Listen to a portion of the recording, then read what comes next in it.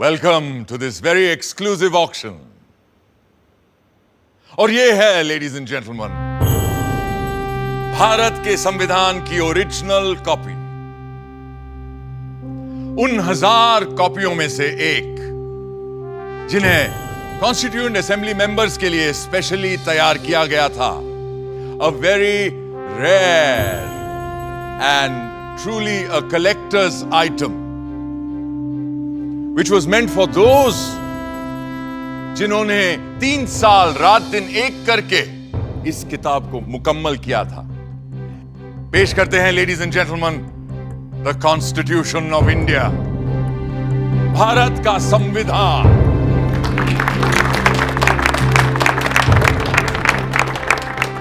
ये कोई आम किताब नहीं, बल्कि प्रतीक है हमारे मुल्क का। पर कभी सोचा है आपने कि ये मुल्क आखिर होता क्या है? समाजशास्त्री कहते हैं कि एक ही नस्ल, धर्म, जबान, परचम और हुक्म को मानने वाले बाशिंदों के समूह से बनता है एक मुल्क, एक देश। मगर हिंदुस्तान जैसे बहुत सी भाषाओं, धर्मों और तमाम जातियों प्रजातियों वाले सब कॉन्टिनेंट को किसी तंग नज़रिए से नहीं देखा जा सकता है। और ऐसे मुल्क, ऐसे समाज में पुरानी रीतियों को तोड़कर सबको साथ लेकर आगे चलने के लिए किसी पुराने कानून से भी काम नहीं चल सकता है। इसीलिए हमारे पुरखों ने बनाया था हमारा संविधान, हमारा कॉन्स्टिट्यूशन, हमारा आईन। ये आईन ही तो वो आईना है जिसमें देखकर ही हम खुद को पहचान पाते हैं और संवार भी सकते हैं। आज से मैं आपको इस जादुई आईने के अंदर के संसार की सैर पर ले जाऊंगी। ये कैसे बना, कब बना, किस किसने बनाया और क्यों बनाया? तो चलिए चलते हैं वहाँ जहाँ कहानी शुरू हुई थी, हमारे संविधान की।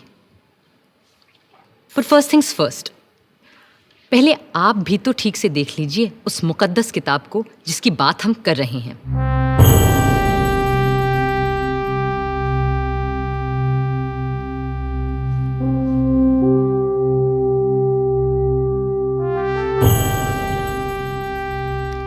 शांति निकेतन के प्रसिद्ध चित्रकार श्री नंदलाल बोस की रहनुमाई में कई कलाकारों ने भारत के इतिहास, पुराण और लोक कथाओं की छवियों से इस ग्रंथ को सजाया था। और प्रेम बिहारी नारायण रायजादा जैसे खुशखत कातिबों ने इसे अपने कलम से निखारा था।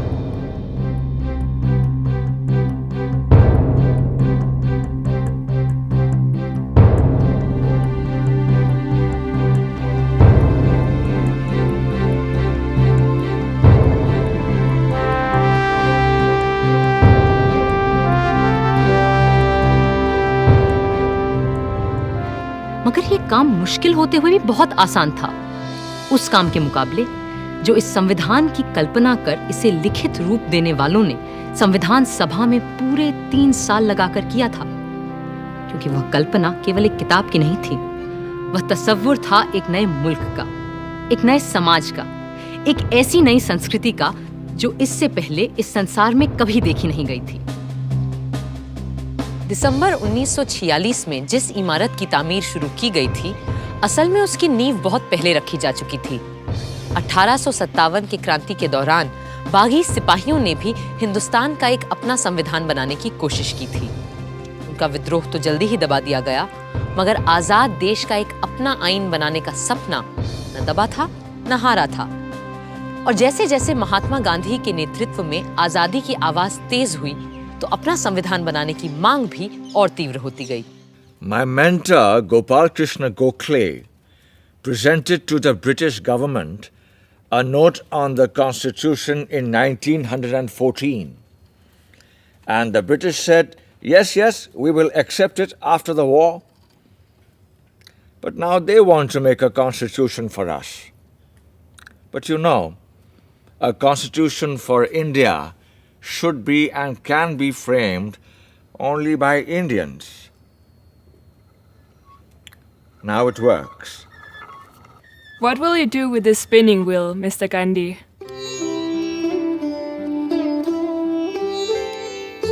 This is my secret weapon to drive the English rulers away so that we will have the power to make our own constitution. अब गांधी जी की सरपरस्ती में इतिहास ने दोबारा हमें एक नए भारत को गढ़ने का मौका दिया था। कांग्रेस नेता और आला वकील पंडित मोतीलाल नेहरू ने 1928 में एक रिपोर्ट तैयार की जिसे नेहरू रिपोर्ट या स्वराज संविधान के नाम से भी जाना गया। और उनके बाद जब उनका बेटा जवाहर कांग्रेस का सदर बना तो उस युवा नेता ने हिंदुस्तान के अपने संविधान के सपने को और शदीद तरह से सबके सामने रखा। आजादी दी नहीं जाती, स्वतंत्रता किसी कानून के नुक्ते को बदलकर नहीं मिला करती। इस तरह तो नए निजाम के नाम पर अंग्रेजों की पुरानी गुलामी को और मजबूत किया जाएगा। सच्ची आजादी तब मिलेगी जब हम अपनी चुनी हुई संविधान सभा के जरिए खुद अपने देश का संविधान सोचेंगे, अपना आईन तय करेंगे, अपना कॉन्स्टिट्यूशन बनाएंगे।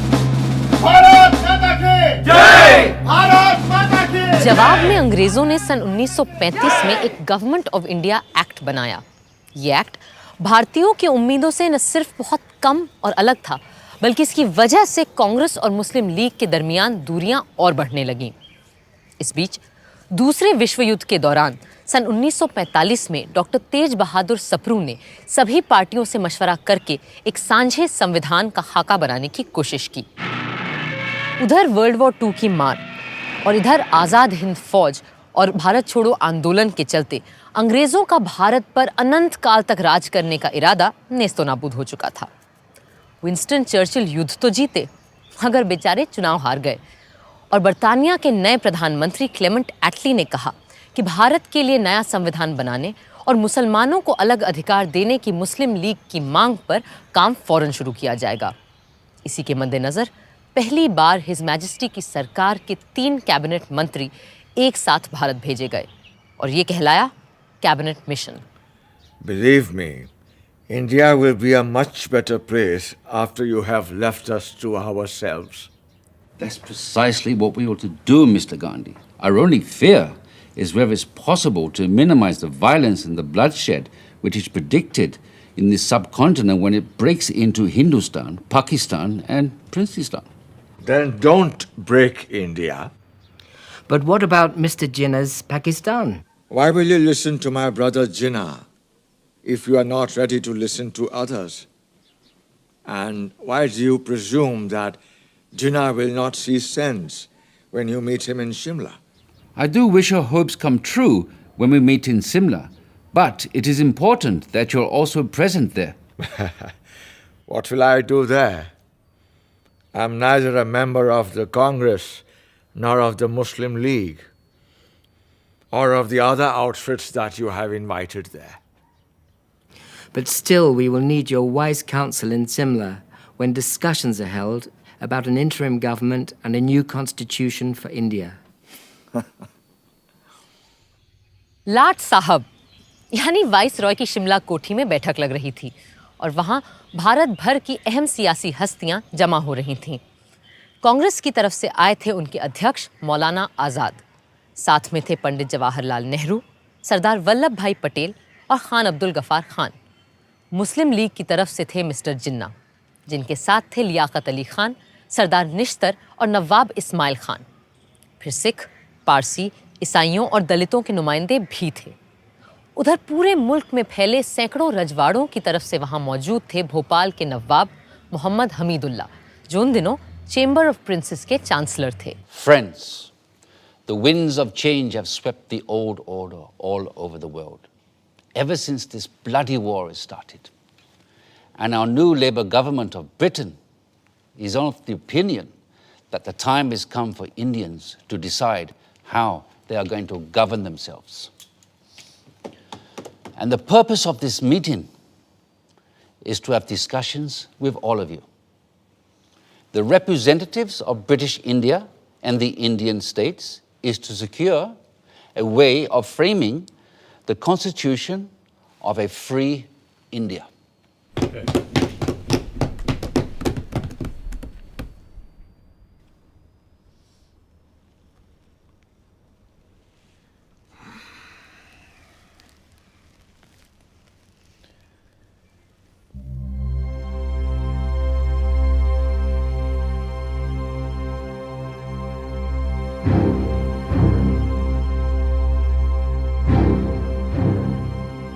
जिन्ना साहब को ये बात नागवार गुजर रही थी कि जिसे वो महज हिंदुओं की पार्टी मानते थे, उस कांग्रेस के आधे नुमाइंदे मुसलमान थे और उनकी रहनुमाई भी एक मुसलमान ही कर रहा था। शिमला की ठंडी आबो हवा का ऐसे माहौल में गर्म हो जाना लाजमी था। मैं और मेरे साथी इस वक्त यहाँ पूरे हिंदुस्तान की आज़ादी की पेशकश लिए मौजूद हैं। बाकी मसाइल दोयम हैं जो हम बाद में भी तय कर सकते हैं। अपनी कॉन्स्टिट्यूएंट असेंबली में जो जमा होगी एक आज़ाद हिंदुस्तान के ख्वाब की ताबीर करने के लिए।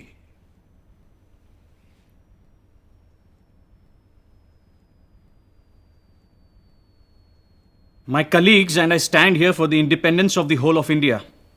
Other matters are subsidiary to this and can be discussed and decided in the Constituent Assembly, which will make a blueprint for an India of our dreams.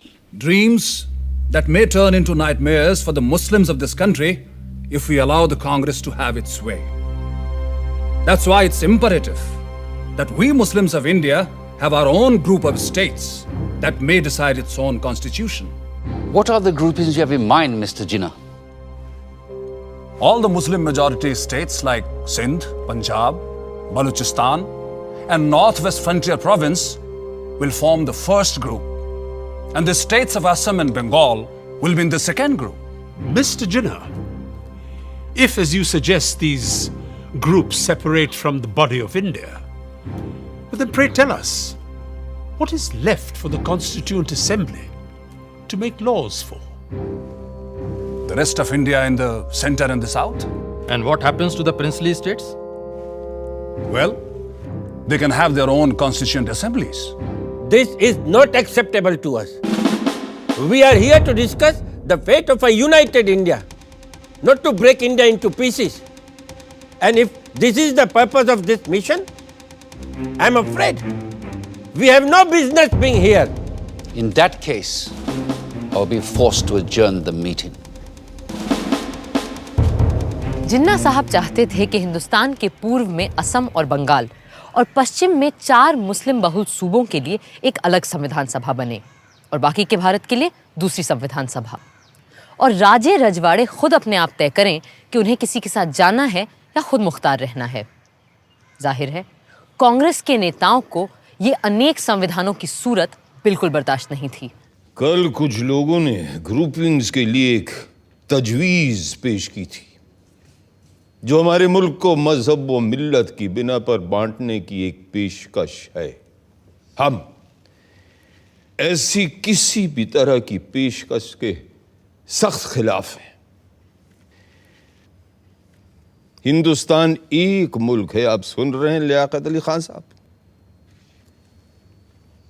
Hindustan एक मुल्क है और एक ही असेंबली इसका आइन बना सकती है जिसमें तमाम सूबों, इलाकों, मजहबों और फिरकों के चुने हुए मेंबरान और राजे रजवाड़ों के भेजे हुए नुमाइंदे भी शामिल होंगे।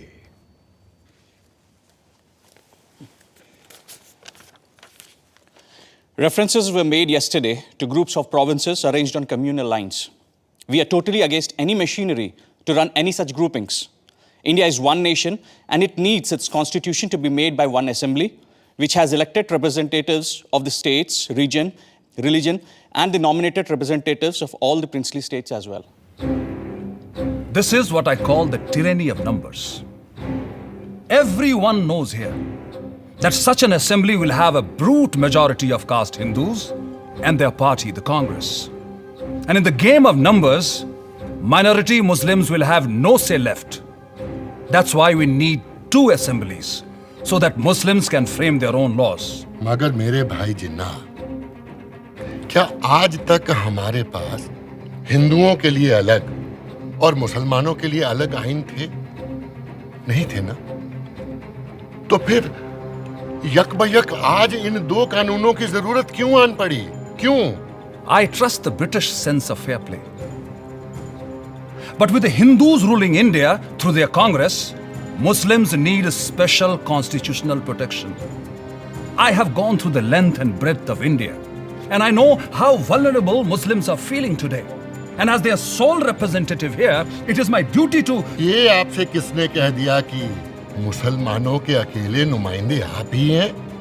अरे भाई, मुसलमान तो हम भी हैं, क्यों मौलाना? Well, I do not need to establish my credentials here. Because the Muslims of this country know who stands here for their rights and who here is a paid quisling Muslim masquerading as their representative. I take strong objection to such a remark being made about my esteemed colleague. Mr. Jinnah, if I've got you right, you need these groupings because of the communal mistrust that exists in this country. That's perfectly right, Sir Stafford. Muslims cannot be a part of a constituent assembly which will be dominated by caste Hindus. May we deal with first things first, please, which is to dispose of the problem of the Indo-British relationship. For that, we need to make our own constitution for a free India. The communal problem can be dealt with later. Later? Later, there'll be no Muslims left alive in India if Congress is given its way. And that is unacceptable to me. If Mr. Nehru doesn't like the idea of groupings of states within the same India, then it will be better to have two Indias. One for Hindus and another for Muslims. Hindustan and Pakistan. And a Princestan, the federation of the princely states. This is ridiculous. It clearly indicates the reality behind the groupings proposal Mr. Jinnah is making. I will not be a party to this balkanization of India. No! India is one and will remain one country. कड़वा सच ये था कि अंग्रेज हिंदुस्तान में अपनी घटती हुई फौजी ताकत से अच्छी तरह वाकिफ थे और वो चाहते ही नहीं थे कि सांप्रदायिक आग को फैलने से रोका जाए।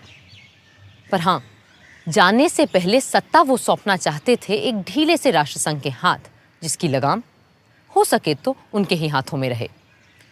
इन्हीं सब बातों को लेकर 16 मई 1946 को एक समझौते का मसौदा बनाया गया। United Dominion of India will be given independence as and when the appropriate time comes.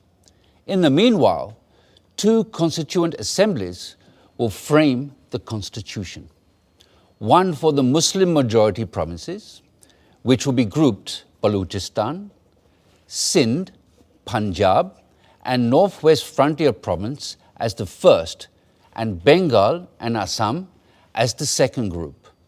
The Hindu majority provinces in the central and southern India will form another group and make their own constitution.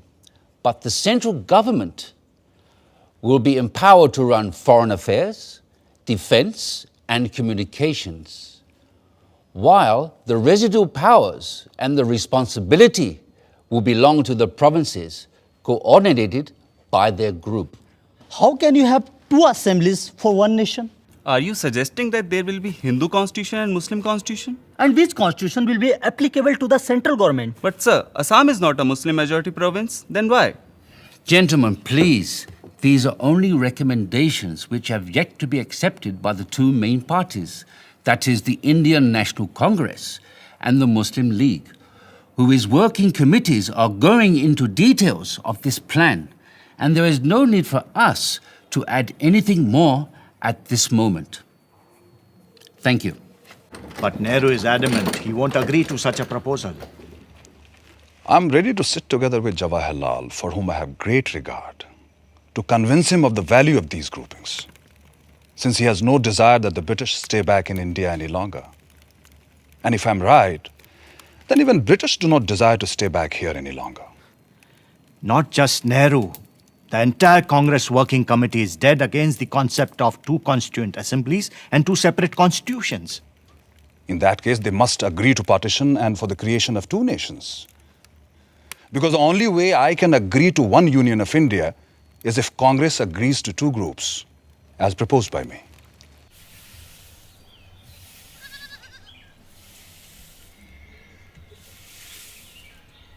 Bapu, working committee ने जिन्ना साहब की groupings की तजवीज़ के खिलाफ एक resolution pass किया है। Congress Working Committee agree that the groupings will hinder the concept of a united India and rejects any such demands put by external pressures which will hinder the working of any body constituted to decide the future of an independent country. There should be a sovereign body for the purpose of drafting the Constitution, and it must be unhindered by any external authority. ये है हमारा दस्तावेज बाबू। हम अपने देश का बंटवारा कभी कबूल नहीं कर सकते। अंग्रेजों ने हमारे साथ चाहे कुछ भी किया हो, उनके कैबिनेट मिशन ने अपना काम पूरा कर लिया है और अब उन्हें जल्दी है कि वो हमारी छाती से उतरे और जाएं। अब ये हम पर है कि हम कैसे अपनी इस दुखी अभागी धरती को सुखी और भाग्यशील बनाएं। कुल मिलाकर कैबिनेट मिशन असफल हो चुका था, मगर वो खाली हाथ वापस भी नहीं जाना चाहते थे। सो दोबारा एक बार मिलने और बातचीत का सिलसिला शुरू हुआ और 1 महीने की मशक्कत के बाद 16 जून को एक और प्रस्ताव सामने आया। Partition? The Congress will never agree to partition. Why would they agree to parity between themselves and the Muslim League in the interim government? And why will they not agree to have any Muslim members on behalf of Congress? How can 1/4 of the population be given half the population's seats in the cabinet? अगर हमने cabinet mission की सरकार में शामिल होने की तजवीज़ नहीं मानी तो न सिर्फ हमें सरकार से बाहर बैठना पड़ेगा, बल्कि ये मुमकिन है कि अंग्रेज हमें दोबारा जेल में डाल दें। अब इससे बेहतर यह है कि हम उनकी इतनी सी बात मान लें कि हमारी भेजी काबीना की फहरिस्त में किसी मुसलमान का नाम ना हो। खुद अपना नाम कटवाने की तरकीब बता रहे हैं आप तो मौलाना। सरदार, मुल्क किसी भी शख्स से बहुत बड़ा होता है और किसी भी मिल्लत से भी। मैं मौलाना की बात समझ सकता हूं। अगर हमने सरकार में आने का ये मौका हाथ से जाने दिया तो यकीनन मुस्लिम लीग और खास तौर से जिन्ना साहब इस बात का नाजायज फायदा उठाएंगे। बापू, आपका क्या कहना है?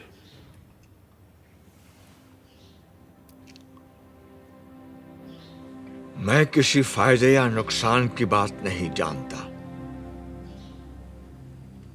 मैं वही बोलूंगा जो मेरी आत्मा का कहना है, और मेरा मानना यह है कि जिन्ना साहब के डर से या सरकार में शामिल होने की जल्दबाजी में अगर हमने कांग्रेस की सूची से मुस्लिम भाइयों के नाम काट दिए तो हम में और उनमें अंतर क्या रह जाएगा?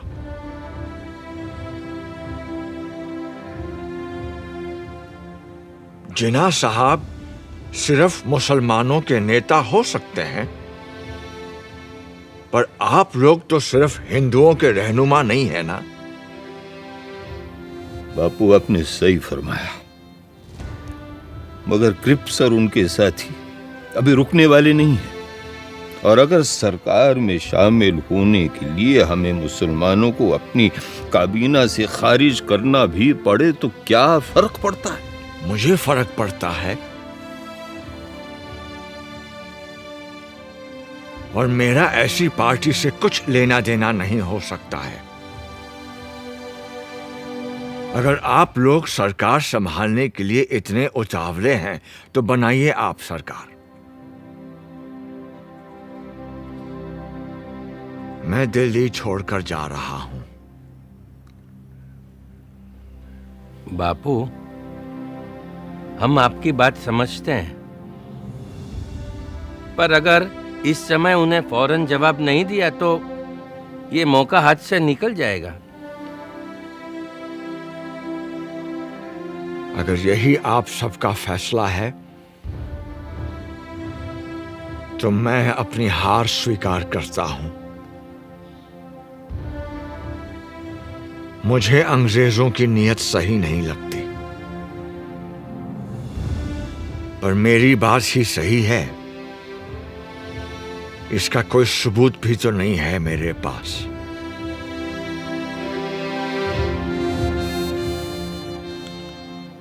अगर आप सबकी आज्ञा हो तो मैं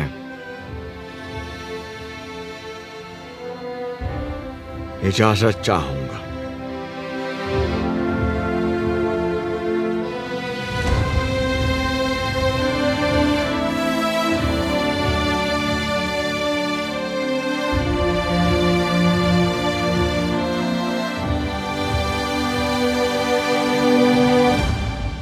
तो अब हम बापू को जाने दें।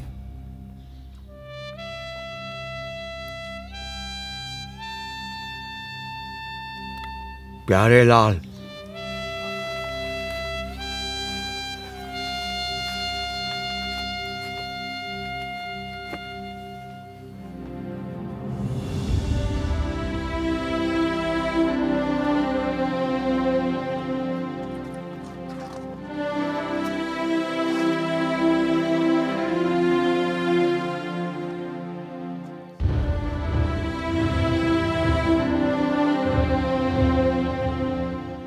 यूं नया संविधान बनाना तय हो गया, और ये भी कि जिन्ना साहब की तजवीज़ के खिलाफ सिर्फ एक संविधान सभा मुल्क का रूप स्वरूप तय करेगी।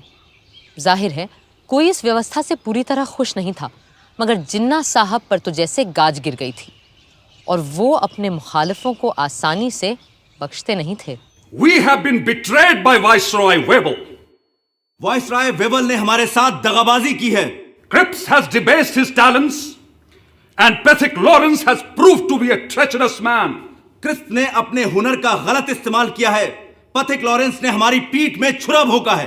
Breaking all the norms of decency, they have invited the Congress, which had earlier refused the offer to join the interim government without even consulting us. भलमनसियत के सारे पैमाने तोड़कर कांग्रेस को सरकार में शामिल कर लिया गया, जबकि कांग्रेस ने पहले साफ साफ इनकार कर दिया था। और ऊपर से तुर्रा ये कि ये सब बिना हमसे पूछे, बिना हमारी इजाजत लिए बगैर किया गया है। In such a situation, if I have to safeguard the interests of the Muslims of this subcontinent, then I'm left with no choice but to bid goodbye to constitutional methods.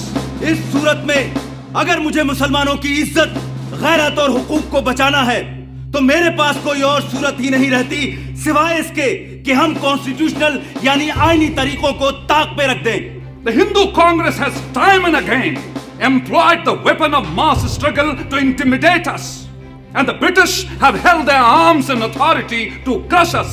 हिंदुओं की कांग्रेस हमेशा अवामी जद्दोजहद के नाम पर हिंदुओं के हुजूम से हमें डराती आई है, और अंग्रेज हुक्मरान अपनी बंदूकों, बेतों और बेनटों से हमें कुचलते आए हैं। Today, we too have forged a weapon and are in a position to use it. अब हमने भी अपना हथियार तैयार कर लिया है और हम इसका इस्तेमाल भी जानते हैं। I call upon all the Muslims of this country to take to direct action.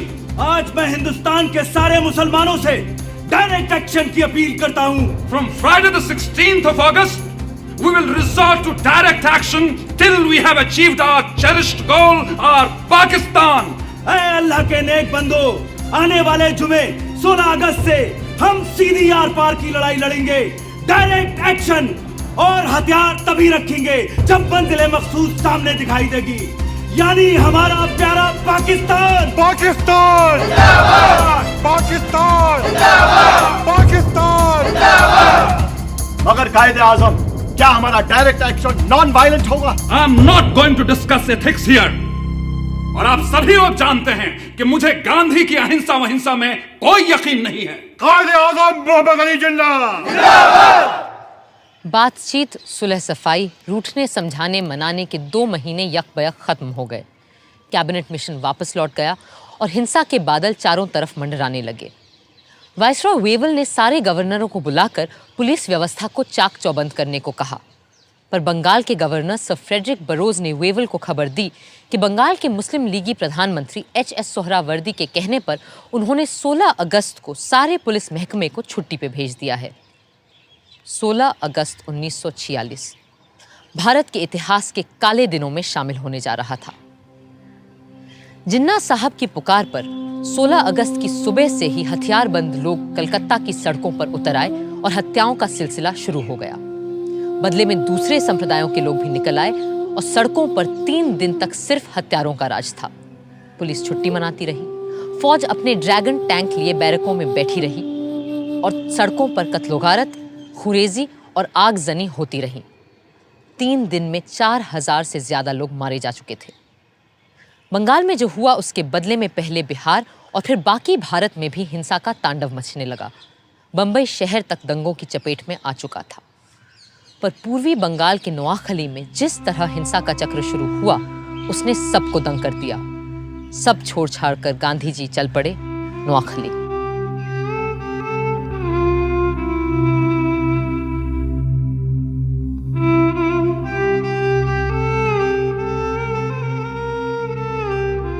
लाट साहब वेवल का मानना था कि हिंदुस्तानियों के साथ मिलकर बनी सरकार ही इस गृह युद्ध जैसी स्थिति को रोक सकती है। सो पंडित नेहरू ने अंतरिम सरकार में वाइस प्रेसिडेंट और सरदार पटेल ने गृह मंत्री का पद स्वीकार कर लिया। जिन्ना साहब ने तो पहले इस सब का मजाक उड़ाया, फिर 15 अक्टूबर तक उनकी तरफ से भी लियाकत अली खान ने वित्त मंत्री का पद संभाल लिया। जिन्ना साहब खुद सरकार में शामिल नहीं हुए क्योंकि उन्हें नेहरू से छोटा या बराबरी का ओहदा मंजूर नहीं था। यूं आर्जी सरकार तो बन गई, पर उसका चलना कदम कदम पर दुश्वार हो रहा था। गांधी जी ने तो बहुत पहले ही लाट साहब वेवल को इस खतरे से आगाह किया था। You must make your choice of one horse or the other. You will never succeed in riding 2 at a time. Choose the names for the interim government from names submitted by the Congress or the League. For God's sake, do not make an incompatible mixture, and in trying to do so, produce a fearful explosion. Even a government headed by the League is not going to damage India. But I'm not ready to accept the division of Congress as Hindu and League as Muslim. No.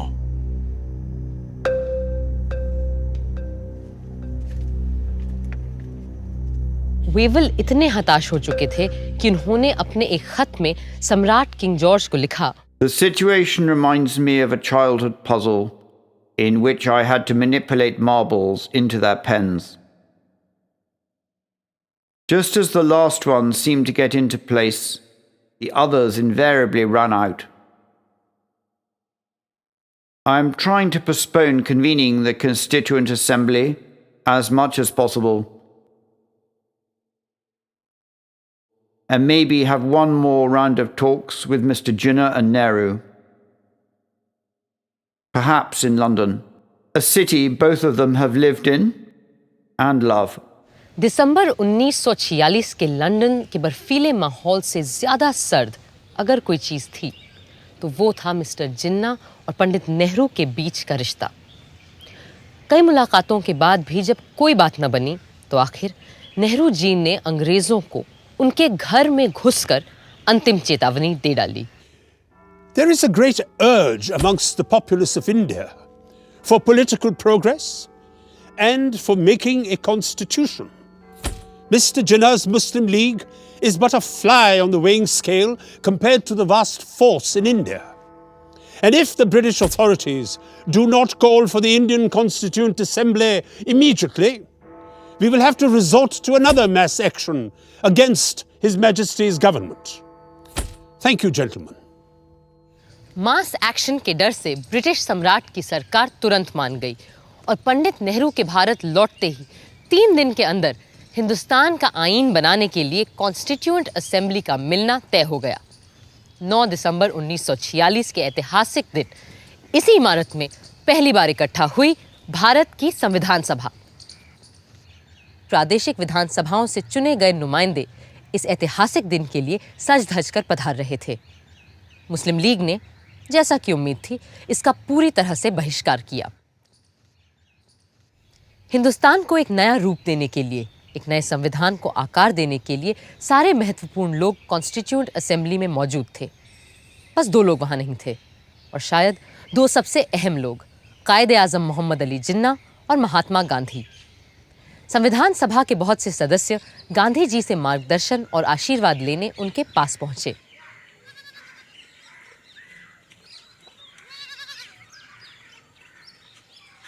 आइए आइए जगजीवन बाबू, मुझे पता है हम चाहे दुनिया का सबसे सुंदर संविधान क्यों न बना लें, पर वो भी बेकार साबित होगा अगर उसे अमल में लाने वाले लोग ना हुए।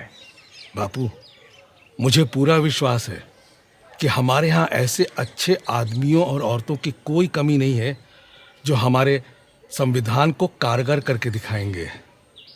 इसीलिए हम सब आपका आशीर्वाद लेने आए।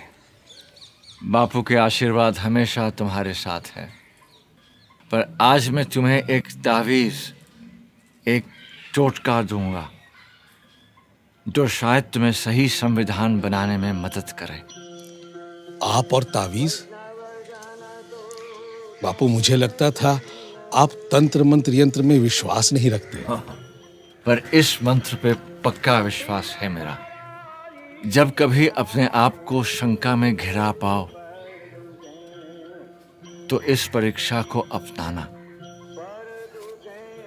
सबसे दीनहीन, गरीब, कमजोर इंसान जिसे तुमने देखा हो, उसका चेहरा याद करना और स्वयं से पूछना, जो मैं करने जा रहा हूं, क्या इससे उसका भला होगा? इस कदम से क्या उसे कुछ मिलेगा या नहीं? इससे क्या वो अपने भाग्य और जीवन को सुधार पाएगा या नहीं? या यूं कहो, ऐसे करोड़ों को स्वराज मिलेगा या नहीं जो तन और मन की भूख से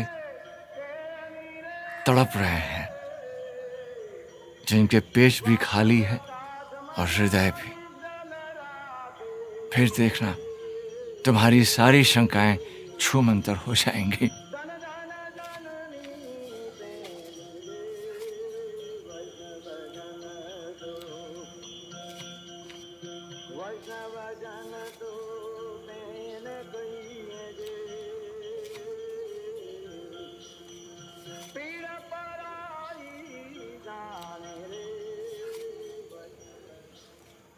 संविधान सभा ने सबसे सीनियर सदस्य डॉक्टर सच्चिदानंद सिन्हा को कार्यकारी अध्यक्ष चुना और उनकी निगरानी में सारे सदस्यों ने शपथ ली। फिर सभा के परमानेंट प्रेसिडेंट के रूप में चुना गया डॉक्टर राजेंद्र प्रसाद को।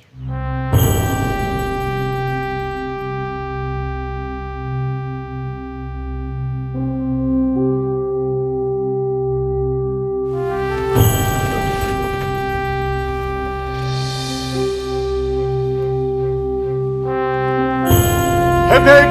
Hooray! Hip hip! Hooray! Hip hip! Hooray!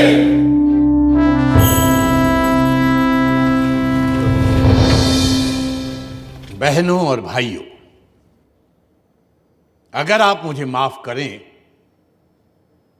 तो मैं ये कहूंगा कि इस देश में जहां जात पात के इतने झगड़े फैले रहते हैं, आप लोगों ने हमें चुनकर एक तरह से अपनी जाति से बाहर कर दिया है और अपनी जात पात में बैठने से वंचित करके आपने हमें एक अलग, एक दूसरी जगह, एक दूसरे किस्म की कुर्सी पर बैठने के लिए मजबूर कर दिया है।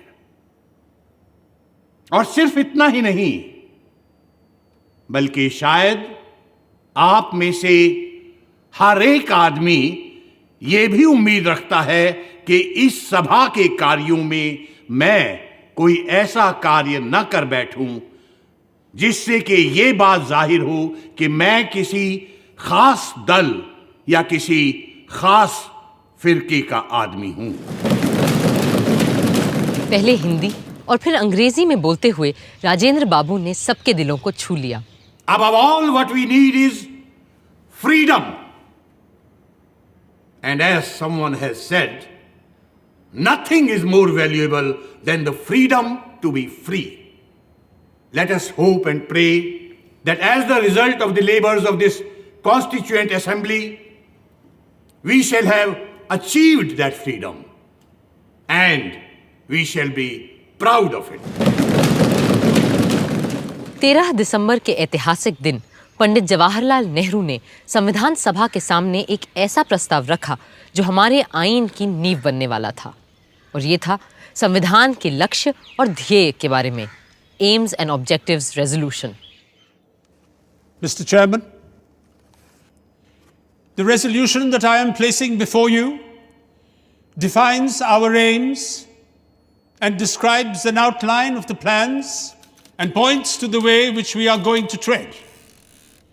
The resolution that I place before you is in the nature of a pledge, and I hope the House will pass this resolution, which is of a special nature. I beg to move, 1, this Constituent Assembly declares its firm and solemn resolve to proclaim India as an independent, sovereign republic. Bharat की अक्षुण्णता, अखंडता और स्वायत्तता से लेकर नए भारत में सबकी समानता और एकता तक की बात अपने प्रस्ताव में रखी थी पंडित नेहरू ने।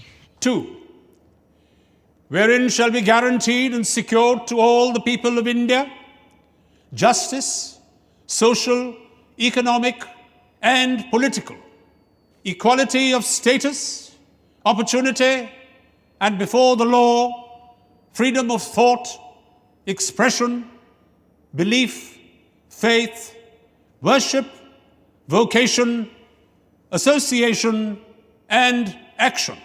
एक एक करके 8 नुक्ते सामने रखे थे उन्होंने, और हमारे संविधान का पूरा नक्शा कुछ ही शब्दों में खींच दिया था। मगर उन्हें भी आज संविधान सभा में कुछ लोगों की कमी बहुत खल रही थी। आज इस असेंबली में हमें बहुत से लोगों की कमी खल रही है। हमें अच्छा लगता अगर और भी सभी इलाकों, सूबों और राज्यों के नुमाइंदे हमारे बीच होते। एक और शख्स आज यहां मौजूद नहीं है, मगर वो हम सब के दिलो दिमाग से दूर नहीं है। हमारे महान नेता, हमारे राष्ट्रपिता महात्मा गांधी जी, जिनकी लगन और मेहनत के बदौलत ही आज ये असेंबली मुमकिन हो पाई है। बापू यहां मौजूद नहीं है क्योंकि अपने आदर्शों को पूरा करने के लिए वो हिंदुस्तान के किसी कोने में चुपचाप काम करने में जुटे होंगे। पर मुझे इस बात का जरा भी शक नहीं कि उनकी रूह हमारे बीच यहां मौजूद है और हमें अपना आशीर्वाद दे रही है।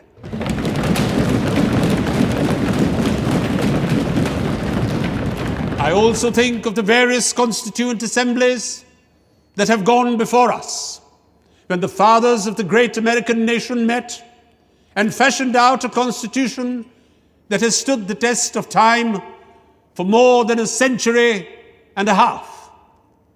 My mind goes back to that Constituent Assembly which met in the lovely city of Paris, and how the king and other authorities came in its way, and it still continued. Even the room for that meeting was denied, and the Constituent Assembly betook themselves to an open tennis court and did not disperse till they had finished the task they had undertaken.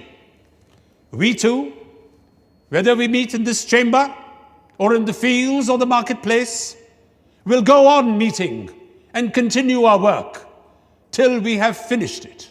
13 दिसंबर को AIIMS and objectives resolution के साथ पंडित नेहरू ने हमारे संविधान की नींव रखी थी, और 14 दिसंबर को जिन्ना साहब ने संविधान सभा की पूरी बुनियाद पर ही सवालिया निशान लगा दिया।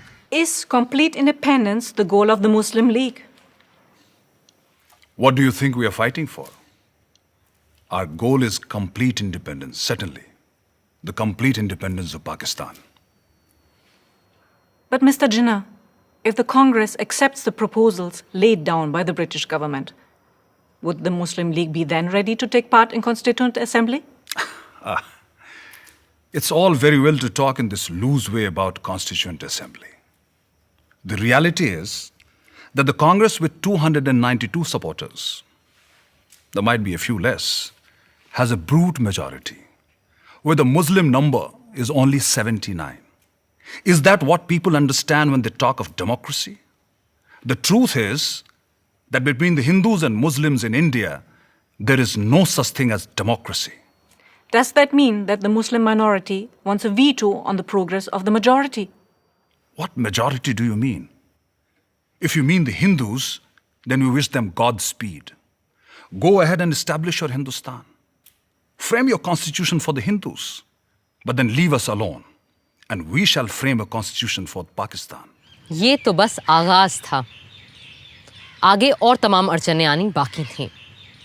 अब देखना है इन चुनौतियों का सामना कैसे किया हमारा संविधान बनाने वालों ने।